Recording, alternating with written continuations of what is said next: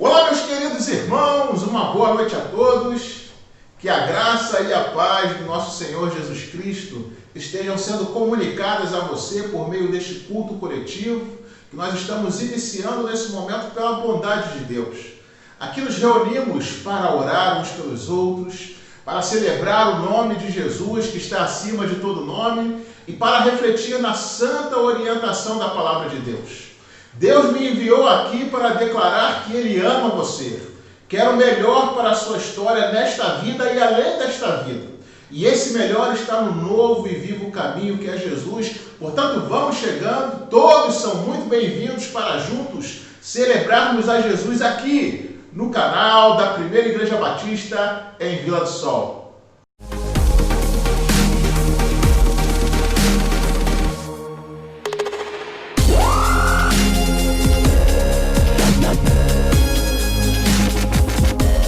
Vamos iniciar este culto falando com Deus, apresentando ao Senhor a nossa súplica, os nossos agradecimentos, colocando diante do nosso Deus nossas vidas, famílias, igrejas, a nação e o mundo. Continuamos perseverando em oração e suplicando ao Senhor que saia a nossa terra e dele venha tempos de refrigério que nos permitam retomar o nosso ritmo habitual. E nós vamos acompanhar nessa oração a nossa irmã Fátima. Oremos ao Senhor, igreja. Oremos.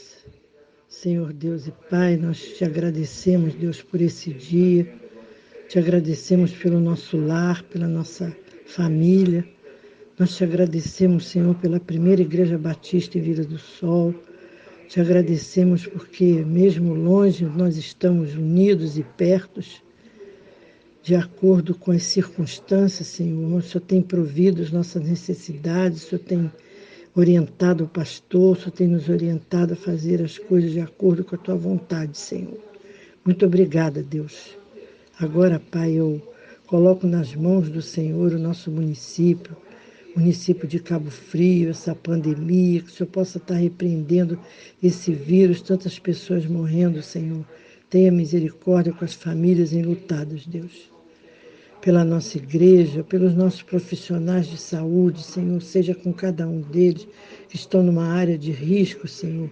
Aqueles que trabalham em ambulância, como o irmão Helenilton, a irmã Cleide, que trabalha com hemodiálise, Senhor, tenha misericórdia do nosso servo, dos teus servos, dos nossos irmãos, Senhor Deus. Abençoa cada um deles, as enfermeiras, as atendentes, os médicos, todos aqueles que lidam dentro do hospital, Senhor. Seja com cada um deles, Pai, em nome de Jesus. Os nossos militares e lideranças políticas, Senhor, seja com cada um, ilumina, que eles saibam administrar bem as nossas finanças, Senhor.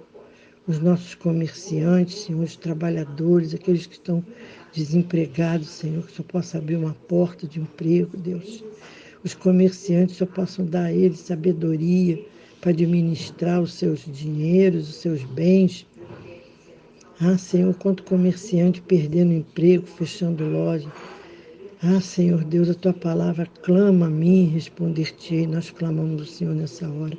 Entra com a Tua infinita e poderosa sabedoria e soberania para essas pessoas, Senhor, que estão precisando tanto de Ti nessa hora tão difícil, Senhor. É na hora financeira, Senhor, porque o dinheiro não é tudo, Senhor, mas sem ele nós não conseguimos nos movimentar, Deus. Tenha misericórdia. Ajuda teu povo, Senhor. Seja conosco, nós precisamos de Ti. Abençoa minha família. Mais uma vez eu peço, Senhor, abençoa meu sobrinho Cláudio lá nos Estados Unidos, com a sua esposa e seu filhinho, todos os meus familiares que estão no Rio, aqueles que estão em Valença também, e toda a nossa igreja, toda a Tua membresia, Senhor, que o Senhor seja com cada um, abençoando, dando sabedoria, colocando paz no nosso coração, e sabemos que temos um Deus que cuida de nós.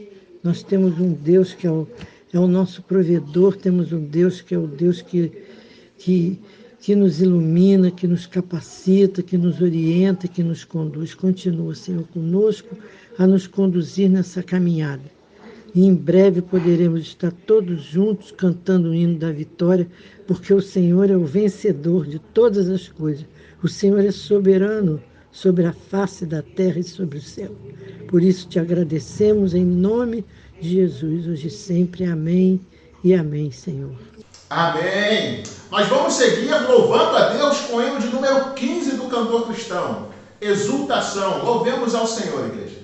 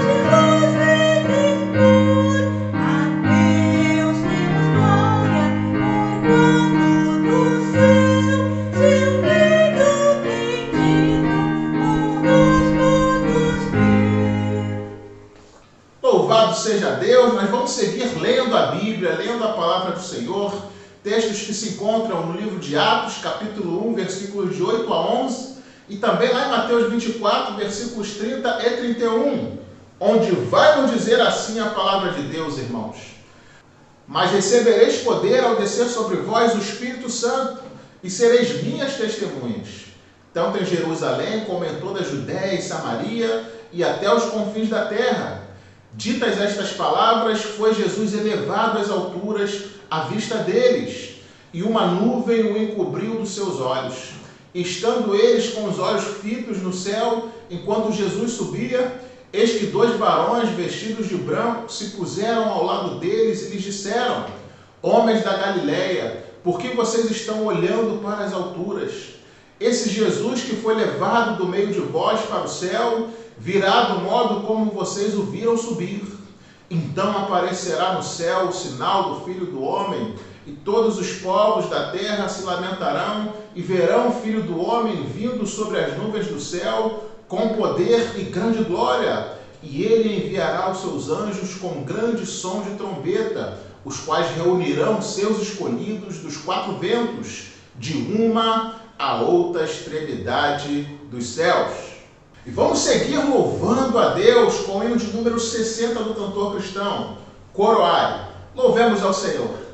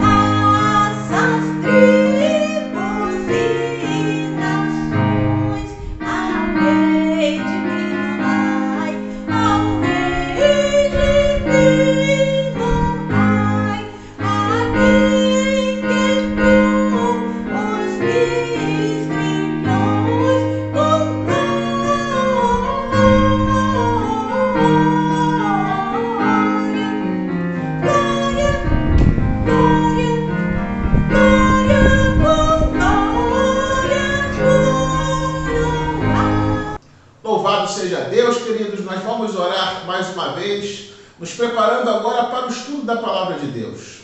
Tenha certeza que Deus ainda quer falar algo poderoso ao seu coração, às nossas vidas, por meio da sua santa e poderosa palavra. E por isso nós vamos orar, pedindo ao Senhor sabedoria e discernimento para ouvirmos, acatarmos e colocar em prática a sua santa e bendita palavra. A orientação do Espírito Santo para nossas vidas. Convido você a fechar os seus olhos.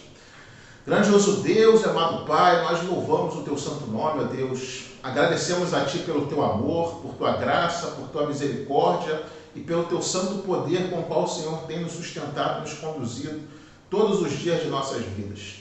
Ó Pai, nesse momento em que estaremos refletindo naquilo que o Senhor tem a comunicar aos nossos corações, às nossas vidas, por meio da Tua palavra, te suplicamos, ó Deus, que o Senhor nos dê sabedoria para entender e colocar em prática aquilo que é a vontade soberana do Senhor para nossas vidas, pois sabemos que a vontade do Senhor é sempre a melhor.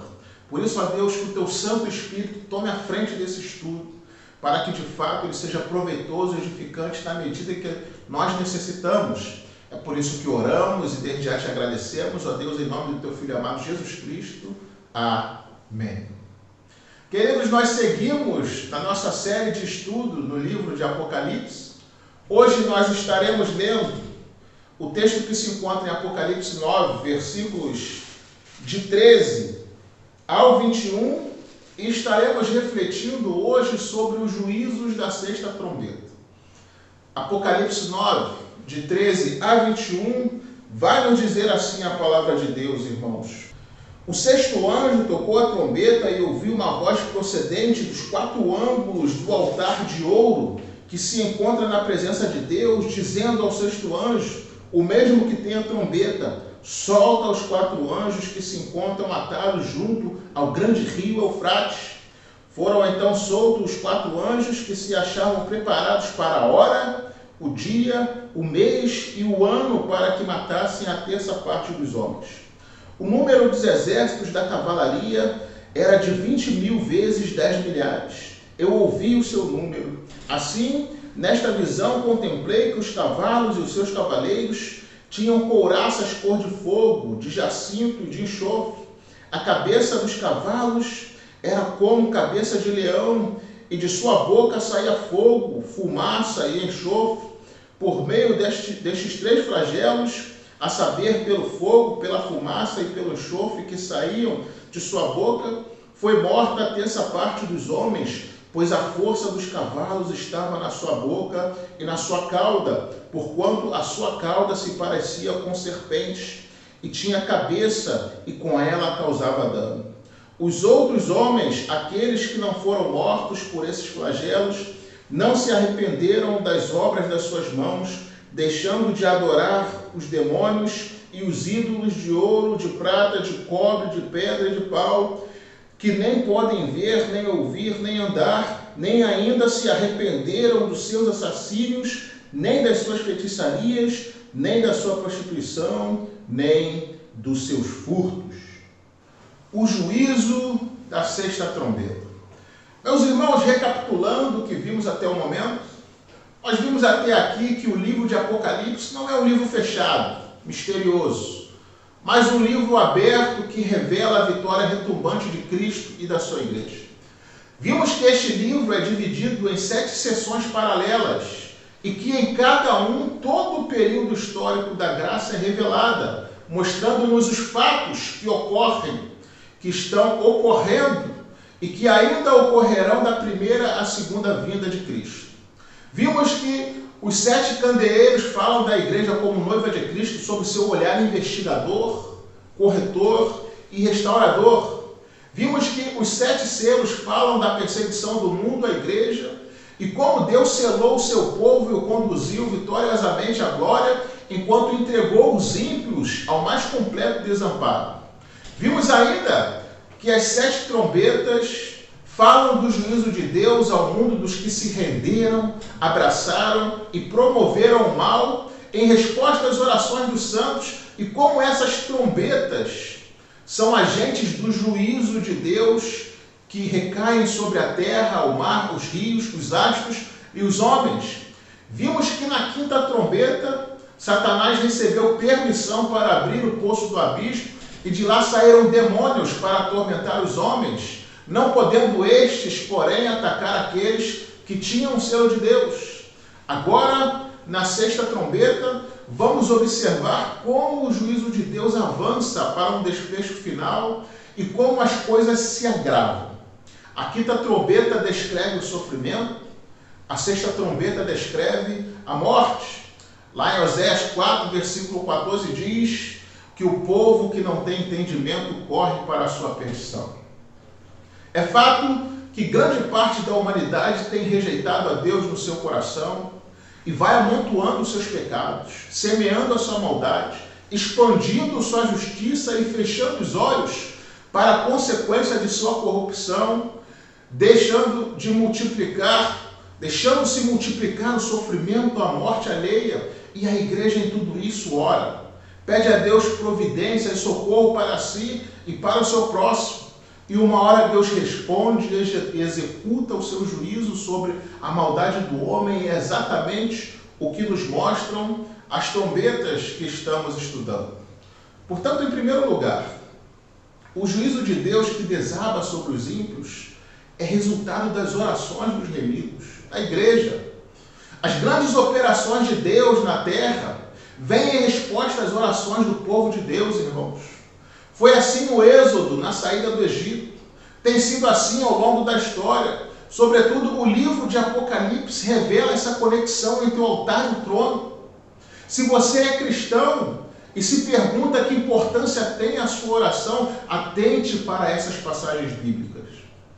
Apocalipse 6, versículos de 9 a 11, revelam as orações dos remidos e o resultado está descrito em Apocalipse 6, versículos de 12 a 17, na cena do juízo.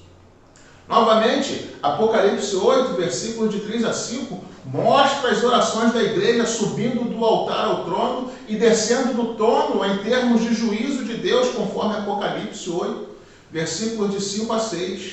Agora, novamente, Apocalipse 9, versículos 13 e 14, somos informados que a voz procedente dos quatro ângulos do altar de ouro, o altar da oração, é que desencadeia essa altura dos quatro anjos do juízo sobre a maldade humana, sobre os ímpios. Quando a igreja ora, ela se une ao Deus soberano em seus atos de justiça na história. Quando a igreja ora, Deus se manifesta. A sua oração, a nossa oração é muito importante. Em segundo lugar, os quatro anjos do rio Eufrates são mencionados nesse texto, no versículo 14. Esses anjos estão sujeitos à autoridade de Deus como agentes do juízo divino. Esses anjos são anjos maus, anjos caídos, que executam o juízo de Deus sobre o mundo. Eles se agradam de precipitar os homens à guerra. 4 é o número do mundo, representa aqui o mundo inteiro, está em vista. Esses anjos estão atados junto ao rio Eufrates. Foi justamente ali, no rio Eufrates, onde ficava o Éden, que os poderes satânicos levaram nossos primeiros pais à queda. Havia uma previsão profética de invasão de cavalos vindo do norte, em Ezequiel 38, 14, Isaías 5, 26 a 30 e Jeremias 6, de 22 a 26. João transforma essa expectativa profética numa horda militar, em uma invasão de hordas de demônio. O Eufrates torna-se a materialização de uma barreira atrás da qual está represada tragédias e juízos barrados por Deus ou liberados por Ele com ira. Lá em Isaías 8, versículo 7, vai nos dizer: o Senhor fará vir sobre ele as águas do Eufrates, fortes e impetuosas, isto é, o rei da Síria. O texto é histórico e profético. Isaías descreve nesse texto uma invasão desses inimigos como se fosse uma enchente do Eufrates. Uma enchente quebra barreiras, seguindo-se a destruição. O ponto central aqui não é a geografia do Eufrates. Eufrates é apenas um símbolo. Esses cavalos de destruição virão de toda parte, do mundo inteiro, trazendo guerra e destruição. O nosso texto está descrevendo e profetizando uma guerra mundial. Em terceiro lugar, O juízo acontece no tempo determinado por Deus, conforme vemos no versículo 15. A soberania de Deus controla os agentes, o espaço e o tempo. Deus está no trono. Nada acontece sem a sua permissão. Ele está no controle. É Ele quem dá ordem aos agentes do juízo nessa sexta trombeta. É Ele quem ordena, em resposta às orações dos remidos, soltar os 4 anjos do juízo. É Ele quem determina de onde esses anjos procedem. É Ele quem determina o tempo exato da ação desses anjos do juízo. Os anjos do juízo mencionados nesse texto não são livres para agir da forma que querem, quando querem. Eles estão debaixo de autoridade. Eles foram preparados para essa hora definida. Eles só podem agir no tempo estabelecido por Deus, no tempo que Deus determinar. O fato de serem soltos representa liberação de ação punitiva no prazo previsto por Deus. Deus está no controle de tudo, irmãos. Ao permitir que esses anjos sejam desatados, Deus usa a guerra como uma voz de admoestação aos maus. A guerra também está incluída no decreto de Deus, havendo sido determinada a sua hora, conforme vemos nesse texto. Em quarto lugar, o juízo da sexta trombeta é mais severo que o da quinta. Os juízos vão se intensificando à medida que a história se aproxima do fim.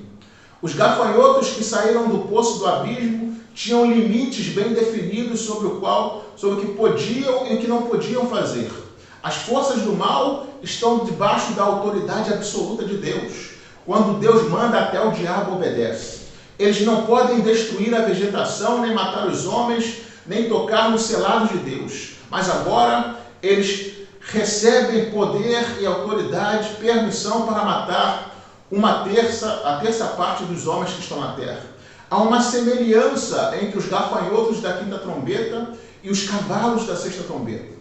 Em ambos os casos, a natureza demoníaca dos seus torturadores são vistos em figura de escorpiões, nos versículos 3 e 5, e em figura de serpente, no versículo 19. Em ambos os casos, o poder desses seres reside na cauda. Sua atividade é causar dano. São comparados com leões, cavalos de batalha, e ambos os textos falam de fumaça infernal. Os juízos descritos na sexta trombeta descrevem a guerra. Não é uma guerra em particular, mas todas as guerras que já vimos, todas as guerras passadas, presentes e também as guerras futuras. Sobretudo, a sexta trombeta fala daquelas guerras espantosas que abalarão o mundo à medida que avançamos para o fim.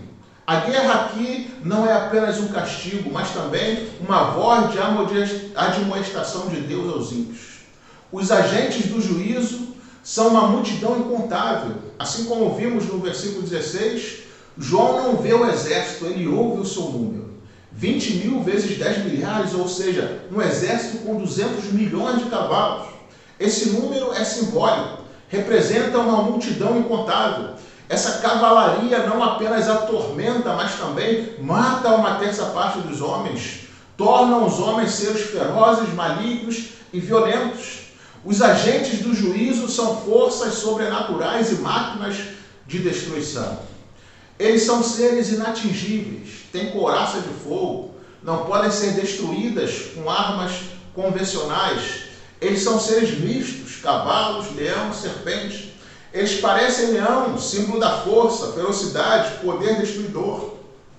Eles são peçonhentos como serpentes, são altamente letais e venenosos. Na verdade, eles não são cavalos naturais. Eles simbolizam máquinas, instrumentos de guerra de toda classe, tanques, canhões, aviões de combate, bombas, armas nucleares, químicas e biológicas. Eles flagelam e matam os homens. Esses espíritos malignos agem nos homens e através dos homens atormentam e matam. 3 flagelos são mencionados: fogo, fumaça e enxofre. O fogo queima, a fumaça tira a visibilidade e intoxica, o enxofre polui. O propósito deles é simplesmente destruir. Por meio deles, matam a terça parte dos homens. Isso fala das características das guerras mundiais em sua truculência, ferocidade e poder destruidor. Essas guerras sangrentas têm o poder de matar uma terça parte dos homens. Quando os homens tentam se desvencilhar de Deus, eles começam a lutar uns contra os outros e destruir uns aos outros em grande número. Vejam as atrocidades das guerras nos impérios antigos, guerras na Europa, guerra civil em tantos países acontecendo, inclusive ainda hoje. Guerras tribais que aconteceram, guerras étnicas, guerras religiosas, as duas guerras mundiais, as guerras atuais que vêm acontecendo, o arsenal de morte armazenado hoje é um perigo declarado para todo mundo e todos sabem disso. Esses demônios atentem para isso. Atentem para isso. Eles têm o controle da imprensa, conforme se vê ainda no versículo 19. O poder desses agentes destruidores também está na sua boca. Eles têm a comunicação em seu poder. Eles dominam a imprensa. Eles controlam o mundo pela sua filosofia. Eles têm poder de virar nação contra o governo, de semear discórdia entre uma nação e outra. Eles têm o poder de formar opiniões e incitar, fomentar temperamentos. E os demônios citados nesse texto usam esse poder e essa ferramenta para semear o mal, a discórdia e a guerra. Queridos, desconfie de tudo nos noticiários. Não estão nos dizendo o que precisamos saber há muito tempo. Estão nos comunicando o que querem que saibamos, para sermos instrumentos de seus propósitos obscuros, e o povo de Deus não pode se deixar enganar por isso. Precisamos ter discernimento no dia em que vivemos, mediante aos noticiários que chegam até nós. Tenha muita sabedoria para lidar com isso. Em quinto lugar, o juízo da sexta trombeta ainda é limitado por Deus. A ira de Deus, conforme vemos aqui, ainda está misturada com a misericórdia. Deus impõe um limite. Esse limite não pode ser ultrapassado. É uma terça parte dos homens e nada mais do que isso. Deus está no controle mesmo quando os agentes do juízo estão em ação na história. Essa trombeta é o último chamado misericordioso de Deus aos ímpios antes do juízo completo chegar. A sexta trombeta é a última advertência aos habitantes da terra. A advertência é a morte de uma terça parte dos homens, um terço da raça humana destruída, com o objetivo de levar os outros 2/3 ao arrependimento. Olha que ponto chega a humanidade por meio dessa profecia. Quando chegar a sétima trombeta, será tarde demais. A cena da sétima trombeta é a cena do juízo final. Então não haverá mais chance. O propósito da sexta trombeta é dar aos homens uma chance de arrependimento na última hora, antes do fim. As tragédias que desabam sobre a história, terremotos, tsunamis, furacões, enchentes, guerras e pandemias como a que vivemos hoje, não são fruto do acaso, nem apenas desastres naturais. Elas são trombetas de Deus chamando os homens ao arrependimento enquanto podem, enquanto é tempo. Por mais que pareçam, as guerras que têm destruído vidas não são apenas provocadas por problemas econômicos e políticos. É Deus falando à humanidade, punindo o mundo de homens e mulheres que não lhe deram ouvidos e praticaram mal. Não obstante, ainda é tempo de arrependimento. Ainda dá tempo de se voltar para Deus, de mudar de vida, de serem salvos. Em sexto e último lugar, os juízos não produzem o arrependimento dos ímpios, conforme vemos nos versículos 20 e 21. Os ímpios desperdiçam suas últimas oportunidades. Eles são cegos para perceberem a mão de Deus sobre a história. Eles não percebem que Deus está lhes chamando ao arrependimento. Em vez de se voltarem para Deus, eles continuam na prática de seus abomináveis pecados, como vemos nos versículos 20 e 21. Não apenas voltam suas costas para Deus e continuam nos seus pecados, mas se rebelam ainda mais. Estamos vendo isso no mundo hoje. O pecado da impiedade conduz ao pecado da perversão, ou seja, a idolatria produz a imoralidade. A falsa religiosidade produz a falsa moralidade. A teologia determina a ética, a idolatria promove a imoralidade. Esse é o ensino de Paulo em Romanos 1, dos versículos 18 a 32. A idolatria conduz ao pecado da adoração aos demônios, conforme vemos no versículo 20. Os ídolos são obras das mãos do homem, são feitos de ouro, prata, cobre, pedra e pau. Eles não podem ver, nem ouvir, nem andar, eles precisam ser carregados, eles podem ser quebrados, eles não são nada. Mas por trás do ídolo estão os demônios, como diz 1 Coríntios 10, versículos 19 e 20. Eles deixam, o ser humano, muitos deles deixam de adorar o Deus vivo para se prostrarem diante dos ídolos, quebrando os 2 primeiros mandamentos da primeira tábua da lei. Esse tempo do fim é marcado por intensa religiosidade. A religiosidade vai estar muito tensa, mas uma religiosidade falsa. Uma religiosidade que adora, prega e vive o que não presta.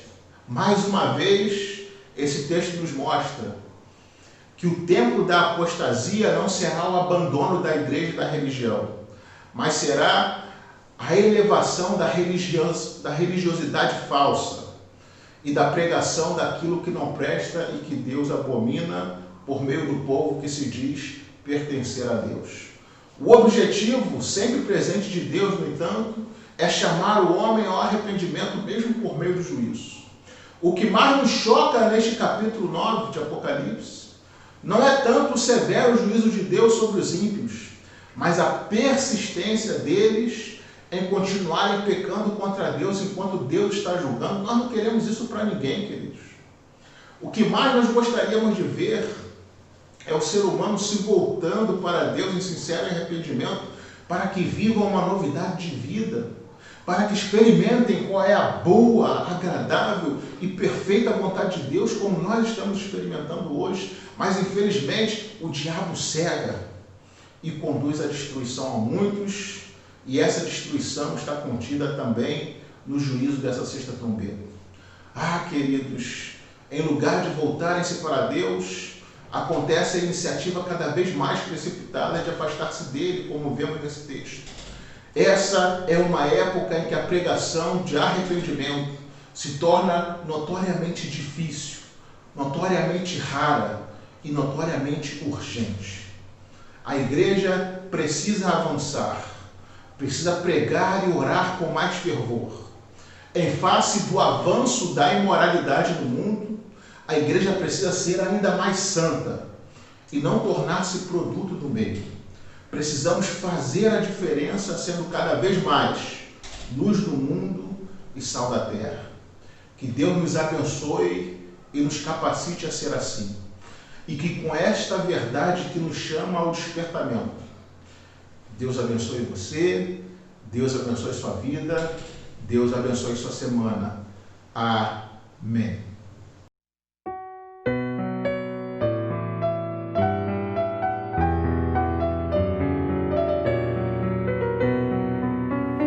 Ao Deus de Abraão.